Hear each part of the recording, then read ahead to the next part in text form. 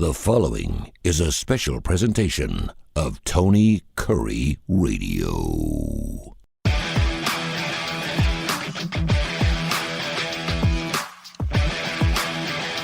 Hello again, everybody. It's time for another edition of Keefer and Kurre.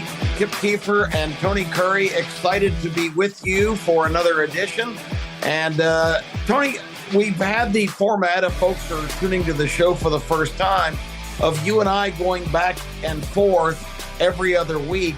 1 week it is a subject that you come up with and I prepare for and we discuss it. And then the next week, just the opposite. It's my gig. And this time I was still undecided about which direction I wanted to go until about 2:30 in the afternoon on Saturday. As I watched my brand new theater screen and watched the Masters horn go off and call a halt to play. And I saw an image that still just glued in my mind. It was of Tiger Woods literally struggling to get off of the golf course in the pouring rain, soaked to the bone, barely able to walk.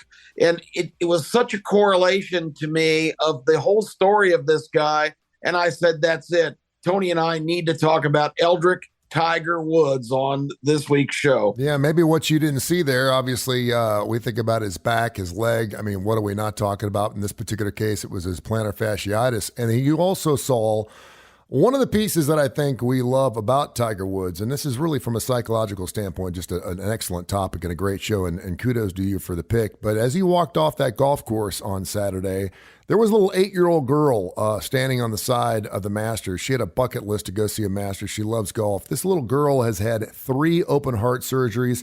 She wasn't supposed to live past the age of 3, and she had a little sign that said, "I love Tiger Woods." His caddy walks up to Tiger and says, "Listen, a little girl over here, it's got a sign." He takes his glove off, Tiger does, signs Tiger Woods on it, and gives it to her as a gift. And again, that's one of those things that a lot of people didn't see, didn't hear about, but one of the things that we love about Tiger Woods. And you know, this is, we talked about this yesterday before you didn't need to know.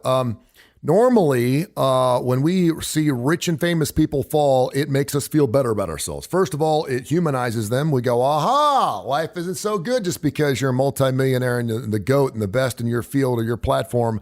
But for some reason, for Tiger Woods, it feels different. And I even reached out to Dr. Josh Claypo, and I'll read a quote from him a little bit later on the show about what are we rooting for, the man? Are we rooting for the player? Are we rooting for both? It's just an amazing story and just how famous he is.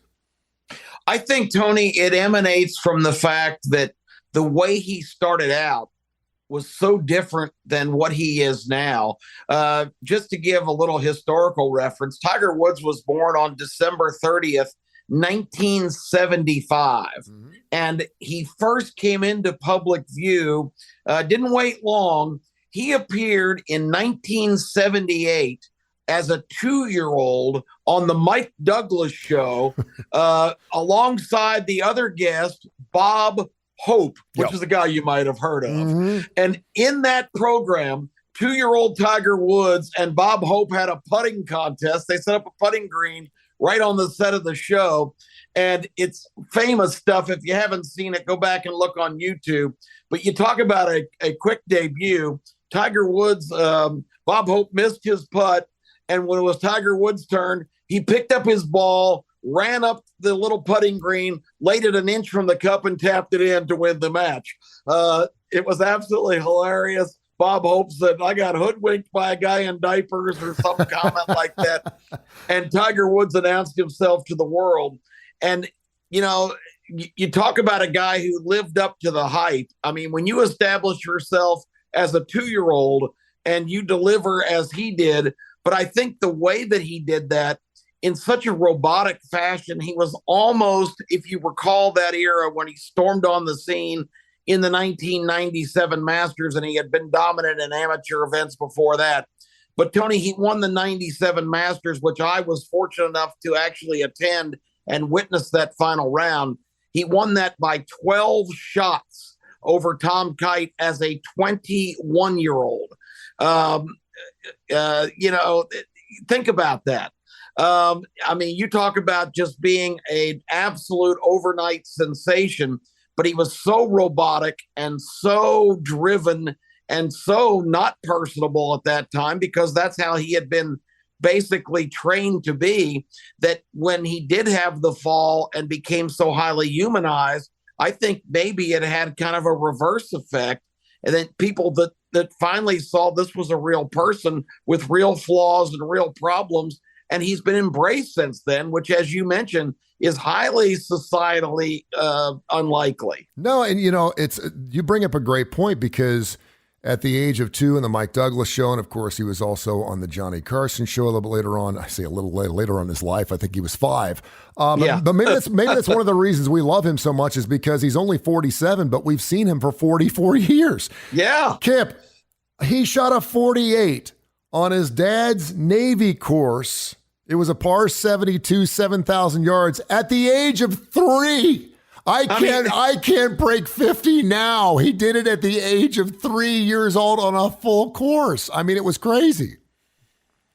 And this guy, remember the images, and that's why, again, the images of Saturday, of seeing and knowing what his journey has entailed and the adversities, a lot of them self-inflicted, inflicted, I should say, to see the correlation between the guy I saw striding down number 1 fairway that morning in 1997 at the Masters on his way to the great triumph that Jim Nantz forever framed, a win for the ages, as he putted out on 18, to see the correlation between the absolutely sculpted, ripped athlete who changed golf forever because suddenly golf wasn't a fat white guy's sport at the country club.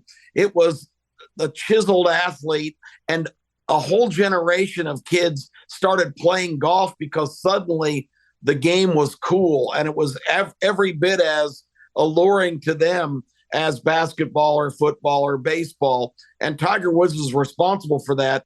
And as I watched him limp off, I had the thought, Tony, that every guy on that course should be up and thanking with all of their might Tiger Woods, because the reason they're playing for multi-million-dollar purses and golf is enjoying the popularity it is because Eldrick Tiger Woods has made that sport into what it is today. In 1995, a year before Tiger became a pro in 1996, Greg Norman was your top tour money winner with $1.6 million.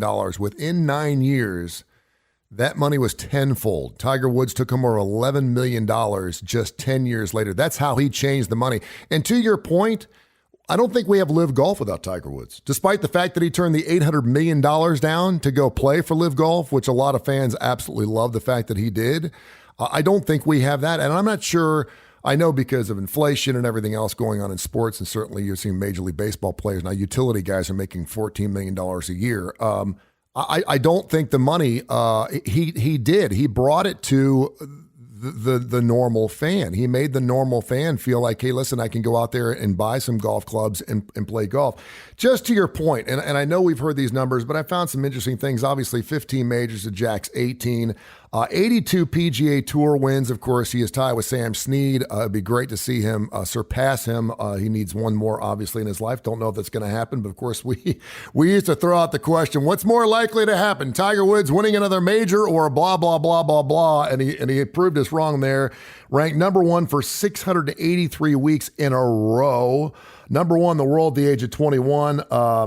He was a Masters winner at the age of 21. He won 6 consecutive PGA Tour events in a row. One of only 2 guys to ever do that. PGA Tour of the Year winner, and of course, Player of the Year 11 times.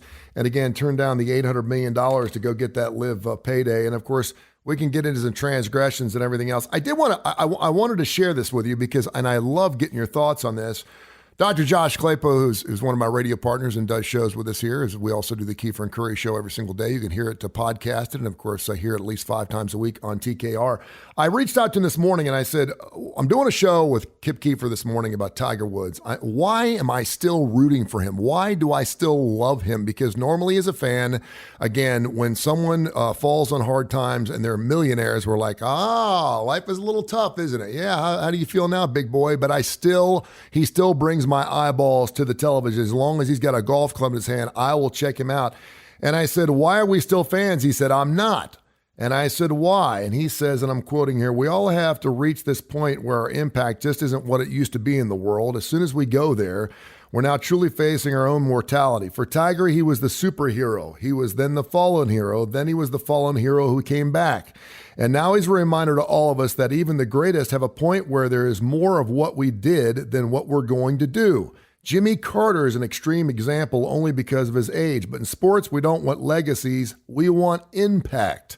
In life, we don't want legacies. We want our impact. Someday, however, we'll all face the point where we have to have or accept our own life with our legacies because our days are impacted are fewer than our days of legacy. What's your thoughts on that? Because I know as long as Tiger Woods is on a golf course, he's got a chance to win. The fact that he even made the cut this past weekend was amazing to me.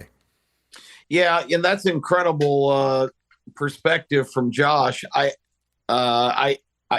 was listening, really hanging on every word of that quote because it really is something that's very profound for all of us.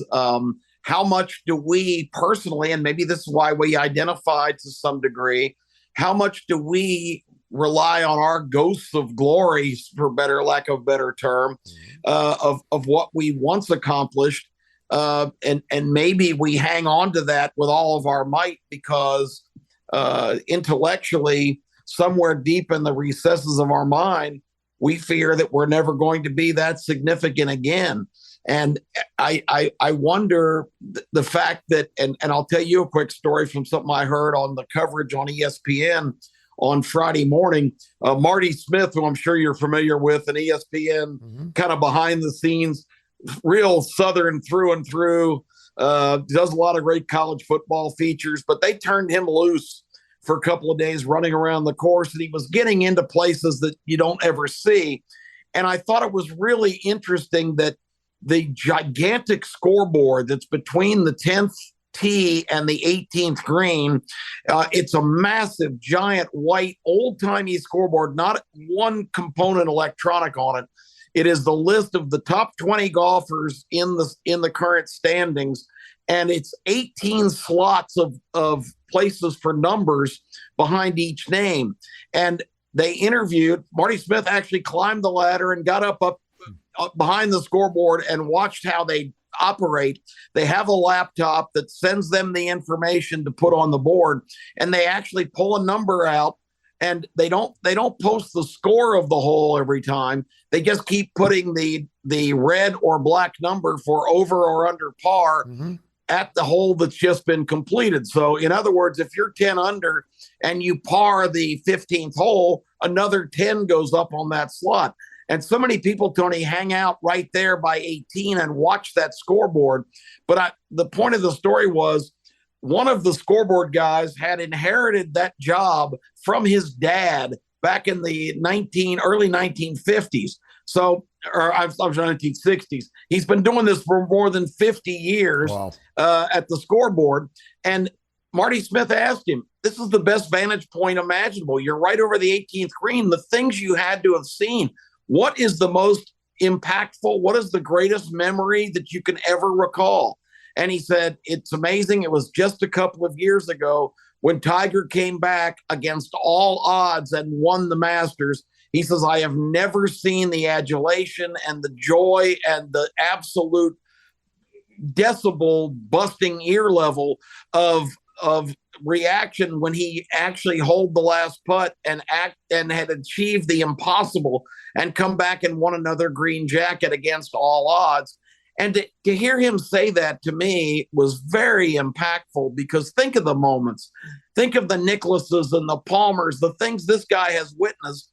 And he identified that as the most significant moment that he's ever witnessed on 18 in a place that's the bastion of, Southern culture.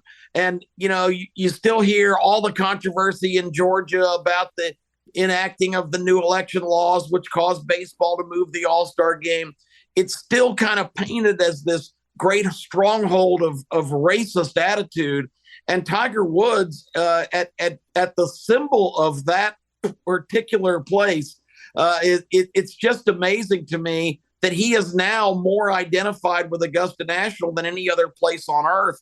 And it's just a kind of a delicious correlation to me, and really kind of tells the story. That's a great story. And, you bring up a wonderful point in that fact that Tiger Woods, if he was white, yeah, he'd still be super famous. That guy was called Jack Nicklaus with 18 majors. But the fact that he was black and prototypically he's playing a sport that a lot of African Americans don't play, but brought that game to them, makes this story 15 times bigger than it actually is, I think. It's absolutely amazing because he's easier to spot.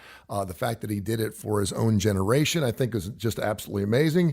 It's something that I think is really interesting too. And I go back to listen, we talked about the steroid area where there was the green pot and the red pot. People have been cheating for years. It's just a lot easier to catch people now because of the technology we had. Jack Nicklaus, Sam Snead, Gary Player, Chi Rodriguez, all those guys were all doing things that they weren't supposed to be doing. And I think it's much more difficult now to get away with those types of things like Tiger had to this point. And to your point as well, I think when you've been through some things in your life that Tiger's been through, and a lot of us have, perhaps we haven't been caught. Some of us have been. I'll be one of them. I think it makes him more real and more human, and makes me more endeared to not only him, but his legacy. If in fact he was gone tomorrow, what would his legacy be? He was once quoted as saying in one of his many apologies, and let's talk about his infidelity. Of course, we know what happened November 27th with a 9-iron upside the head in 2009, the day after Thanksgiving. We totally forget that he was actually running outside of his house barefoot, got in his Cadillac, and ran into a tree at 30 miles an hour. Got fined $146 for it, but obviously lost his marriage out of it. Sex addict. We're talking about the arrest for DUI in 2017. Finally got it all together. Tiger, what happens 2 years ago? 2 years ago, he's going 82 miles an hour in a 45-mile-an-hour zone and almost loses his life in a car wreck. We thought he'd never come back. But the quote that he said, and I believe this was after the 2017 arrest, and he said, "I thought I could get away with whatever I wanted to. I felt that I had worked hard my entire life and deserved to enjoy all the temptations around me." When I heard that, I finally saw and heard the real Tiger Woods. And my respect for him as a man, as a father, as a player, as a GOAT of the golf world went to a better level. Yeah, I think the actual really turning point of Tiger Woods' life was he was so conditioned and so respectful of his dad. He was made by Earl Woods. That process, as you mentioned earlier, started when he was 9 or 10 months old. He goes on Mike Douglas at 2. He shoots, he breaks 50 on a regulation course for 9 holes at 3.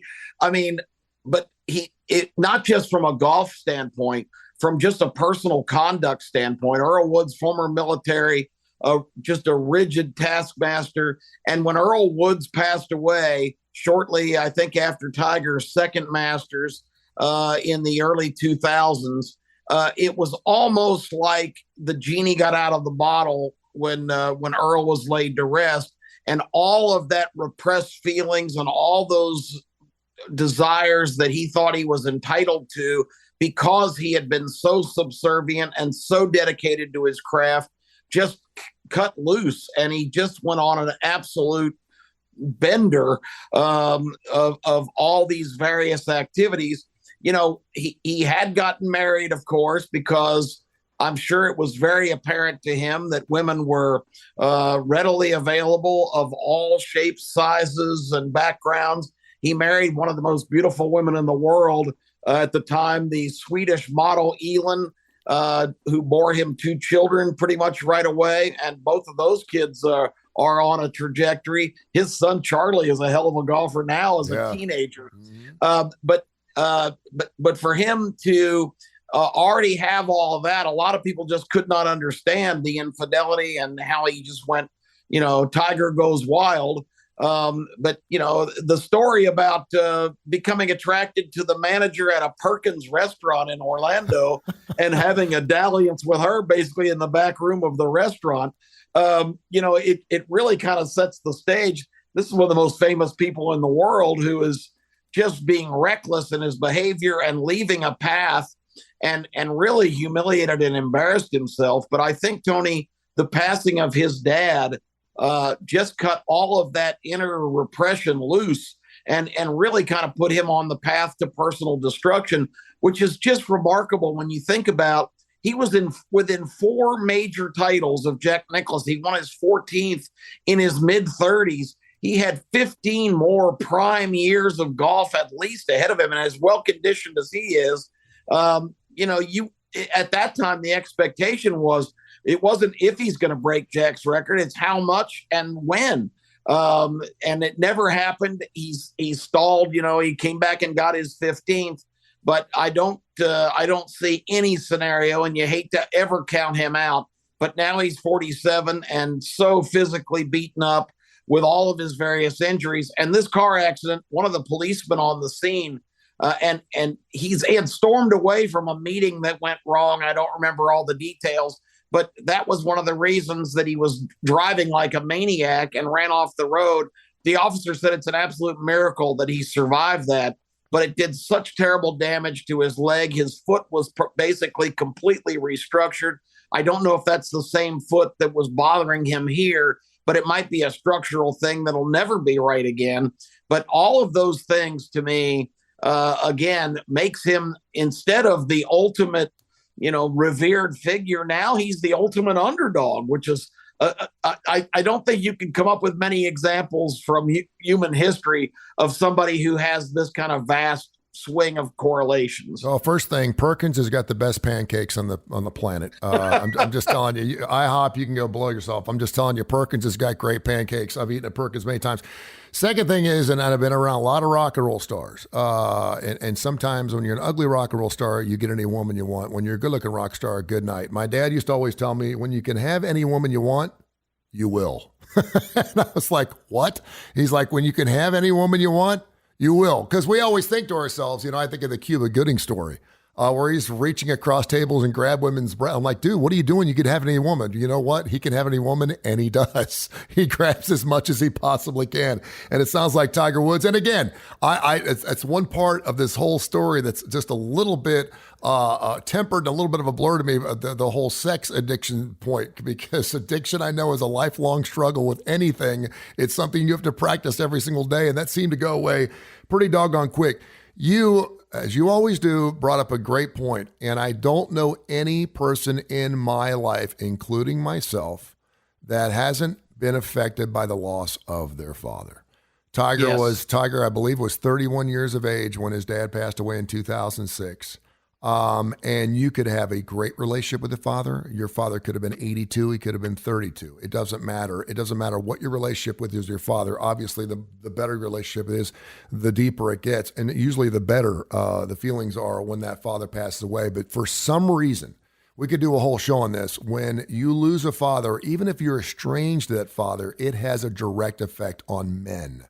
I'm talking men, period. Obviously on their daughters as well. But when a son loses his father, it changes your life. When I lost my dad 6 years ago, I remember thinking to myself, okay, we're in a good place. There was nothing more that I could tell my dad. He was my best friend. He was my best man at my wedding. I knew he had cancer, so I had all this time to share everything in my life with him, and he shared things with me that I thought I'd never hear, and things changed. They just changed the minute they leave this earth. So, I put a lot into effect of that. We've heard so many stories about the Michael Jacksons of the world, the Andre Agassi's, these prodigies, these kids that get started at such a young age. And you mentioned the fact that he's sitting there, striking a golf ball at the age of 2. And what kind of life is that? Do they have all the things that a normal 2, 3, 12, 13, 21-year-old kid have in their life? Do they get to play with their kids? Are they constantly on the golf course? I'm not so sure about the Tiger Woods situation, but I think, quite frankly,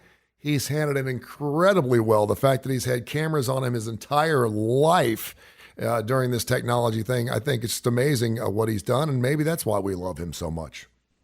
I think so. I think it's important to point out, too, that we're talking kind of in a golf sense, but societally, I think Tiger Woods has had as much influence on shaping our current viewpoints and our kind of direction as from a perceptive standpoint as a country. Remember in that 97 Masters, it was kind of amazing. He had a 10 or 11 shot lead overnight. And on his way out of the golf course, Frank Irwin Fuzzy Zeller, who was probably the most popular guy on the tour because he was just an affable guy. He'd walk around whistling while he played. He always had a one-liner and a quip. Remember the unfortunate comment that kind of tore Fuzzy Zeller down from that point on? On his way out, he said, hey, because they asked him, what are your perceptions, about Tiger Woods? And he said, hey, that little boy is doing everything it takes to win. He's just playing phenomenal. So, you know what you do? You come back tomorrow, you play as best you can, you wish him good luck, and remind him that, hey, by the way, next year at the Champions Dinner, don't serve fried chicken, okay? And, it was just a off the collar kind of quip. But I think for the first time, that humor wasn't funny anymore. I think people kind of looked at that, and I don't think Tiger was being perceived as some kind of minority who was succeeding. He was just this titan of sensation.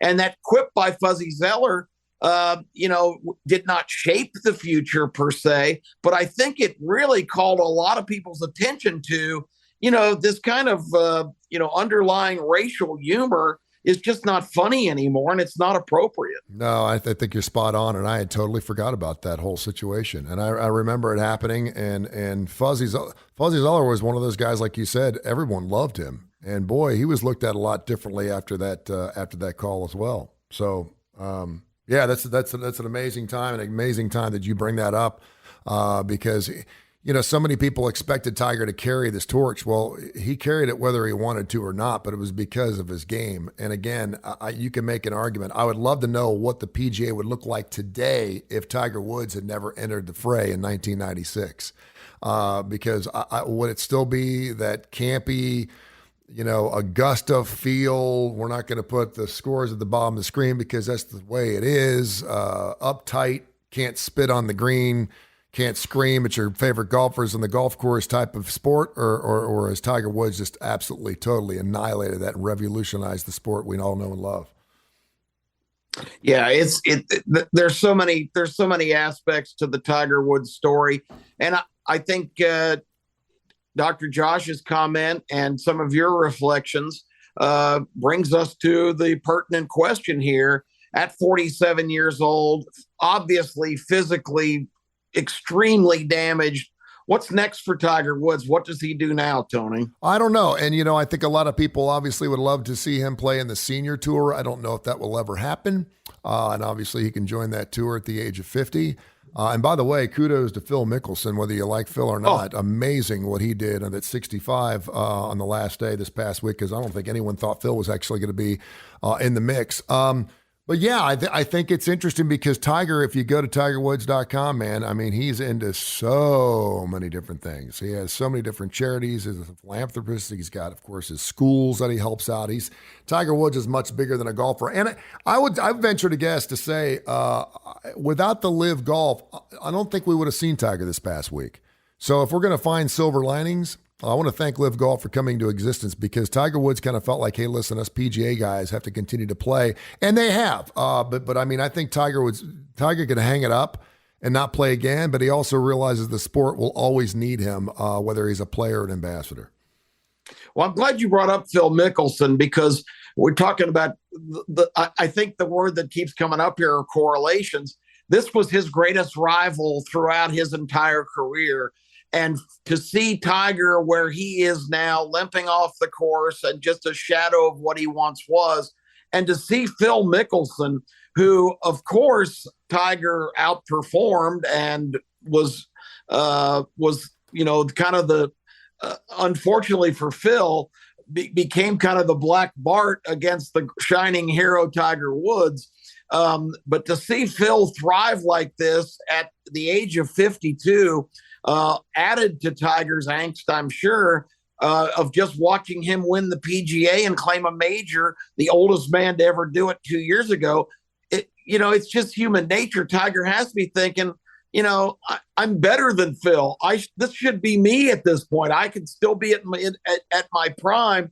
It's just another kind of dagger in the psyche of Tiger Woods, I think, that Phil is thriving. And Phil has had tons of adversity in the last couple of years, a lot of controversy with an unfortunate civil suit involving some of Phil's investment habits, we'll call that, involving some of his gambling investments and different things, and people suing him for alleged millions of dollars that he owes to them.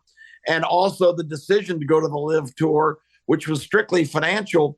But, again, Tony, it's defensible for the guys who chose to do it, because I've made the point to several people this week that, you have to realize golfers pack up and go off to tournaments with all of their expenses that they have to incur, particularly if you travel globally. And you're not guaranteed anything on these tours unless you make the cut and finish, at a high level, where the Live Tour is paying these guys up front and rewarding them like other athletes with contracts that are so lucrative that, anybody who criticizes the decision to go that route because it's not, quote, good for golf, I think is a little bit of a hypocrite, because, if I was faced with that choice of not having to play as many tournaments, they're only 54 hole events, they pay so much more money, and I'm making tons of money just for showing up. People that are criticizing that, particularly sports writers, I think they would jump at a chance to do that. There's no doubt. And then we have to get going here. But I would venture to guess, and I don't know this for sure, but Phil, remember when Phil was 33, 34, he hadn't won a major yet. And we were all like, when's Phil going to, that smirky little left-handed little look, and that, does he have the firepower, the stamina, the motivation? Does he have that killer instinct to actually win a golf tournament? Well, then all of a sudden this Tiger Woods cat comes along and people are like, Phil's never going to win one. Guess what? Phil won 6 after Tiger came on board and did it after the age of 34. So kudos to him. And a lot of, again, competition breeds. And sometimes having that one guy, that guy to push you a little bit, can put you over the top. So great stuff from both those guys. Yeah, this has been great. I'm glad we got a chance to discuss it, because I don't think anybody can make the argument that Tiger Woods has not been a historically significant figure at this era in time, not just from an athletic and golf standpoint, but just from a societal impact of changing a lot of perceptions and doing things that are seemingly incomprehensible, both on the great side and on the self-destructive side. He is truly an American story, and I hope people enjoyed our discussion today. Keefer and Kurre be back at you next week. Make sure you check out the TKR app. For like the 100,000 folks who've already downloaded the app, you can hear this show at least 5 times a week on the TKR app on Tony Kurre Radio through Android, and of course on the Tony Kurre Radio Podcast Network, which is taken off. And also check out Kip's other show called Need to Know, which also runs 5 days a week on TKR and of course on our podcast network. Kip, great show, man. We'll talk to you next week. Okay, Tony, take care of yourself. This has been a special presentation of Tony Kurre Radio.